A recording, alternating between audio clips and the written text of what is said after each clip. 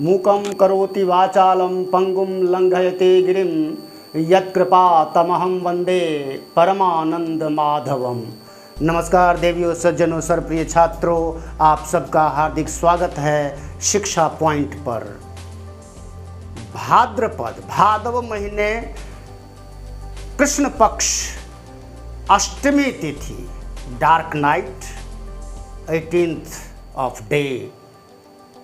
सभी हिंदू धर्म में जितने भी लोग आस्था रखने वाले हैं, राम में, कृष्ण में और सभी देवी देवताओं में जिनका विश्वास है, यह वीडियो उनके लिए समर्पित है।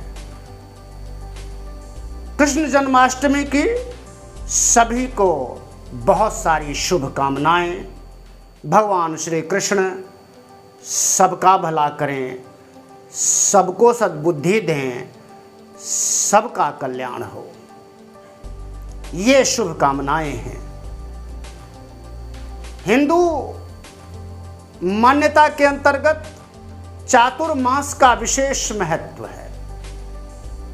2 महीने वर्षा ऋतु के, उसके बाद ये श्रावण भाद्रपद तक ये जो चातुर्मास होता है, ये तमाम देवी देवताओं को समर्पित होता है।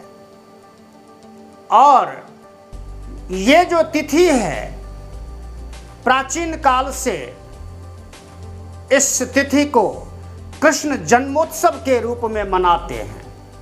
पूरे देश के तमाम मंदिरों में, न केवल कृष्ण के मंदिरों में, बल्कि जितने देवी देवताओं के मंदिर हैं, सभी मंदिरों में उनकी विशेष झांकियां निकाली जाती हैं, विशेष प्रदर्शनी की जाती है, उनकी लीलाओं का मंचन भी किया जाता है।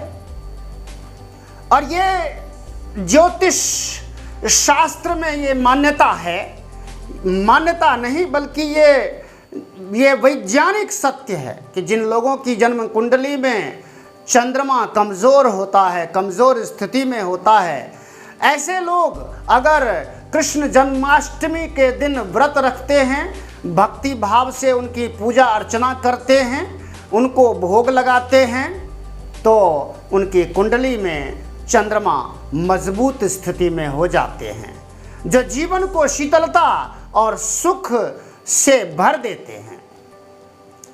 इसके बाद कहते हैं जो अविवाहित लड़कियां हैं, वे अगर भगवान कृष्ण को झूला झुलाती हैं, व्रत रखती हैं, पूजा अर्चना करती हैं, तो उनके विवाह के योग भी शीघ्र बनते हैं। हम सब जानते हैं कि ये इस्कॉन जो संस्था है, जो भगवान श्री कृष्ण के लिए कार्य करने वाली संस्था है, जिसकी शाखाएं दुनिया भर में फैली हुई हैं। कृष्ण के इस जन्म उत्सव को इतने धूमधाम से मनाते हैं कि देखते ही लगता है कि ये दृश्य हमेशा ही देखते रहें तो कभी आंखें थकती नहीं हैं। मथुरा ब्रजभूमि तो विशेष रूप से उनकी कर्मस्थली लीला भूमि है, तो वहाँ के तमाम मंदिरों में तो जो पूजा अर्चना और जो भव्य झांकियाँ निकाली जाती हैं, इतनी मनमोहक होती हैं कि उसको ऐसे देख कर लगता है कि यही स्वर्ग है। अगर धरती पर कहीं अन्यत्र स्वर्ग है और स्वर्ग से संबंधित स्वर्ग जैसा कोई दृश्य है, तो यही है। इसका ये धार्मिक महत्व है।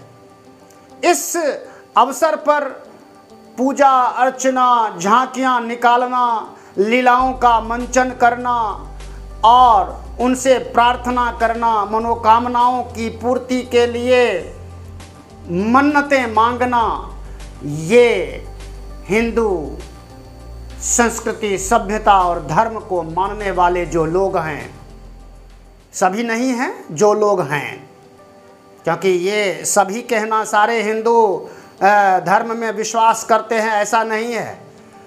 बहुत से हिंदू ऐसे हैं जो नाम के हिंदू रह गए हैं, खाते पीते सब कुछ यहाँ के लिए हैं, लेकिन उनका इन सब में कोई विश्वास नहीं है।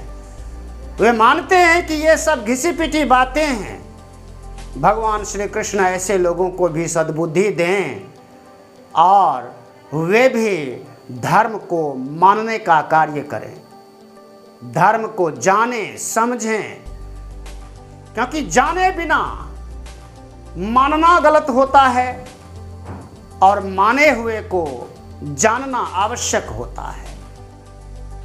ये जब तक नहीं होता तब तक हमारी आस्था अपरिपक्व ही रहती है। जब हम मानते हैं और जानते भी हैं तो ईश्वर के प्रति जो हमारी आस्था होती है, जो विश्वास होता है, वह मजबूत होता है और हमारे जीवन में अच्छी घटनाएं होती हैं, सारे कार्य अच्छे होते रहते हैं। इन्हीं शुभकामनाओं के साथ फिर से विश्व का कल्याण हो। हमारी भारतीय संस्कृति में तो यही है, वसुधैव कुटुंबकम की भावना से भावित जो ये भारतवर्ष है, इसकी संस्कृति, इसकी सभ्यता है, इसकी उन्नति होती रहे और होती रहे और विश्व के लोगों में सद्भावना आए, सबका कल्याण करें। भगवान श्री कृष्ण सबको सुख प्रदान करें। इन्हीं शुभकामनाओं के साथ धन्यवाद। चैनल को सब्सक्राइब कीजिए, लाइक शेयर कमेंट कीजिए। धन्यवाद। जय श्री कृष्णा। जय हिंद, जय भारत, जय भारती।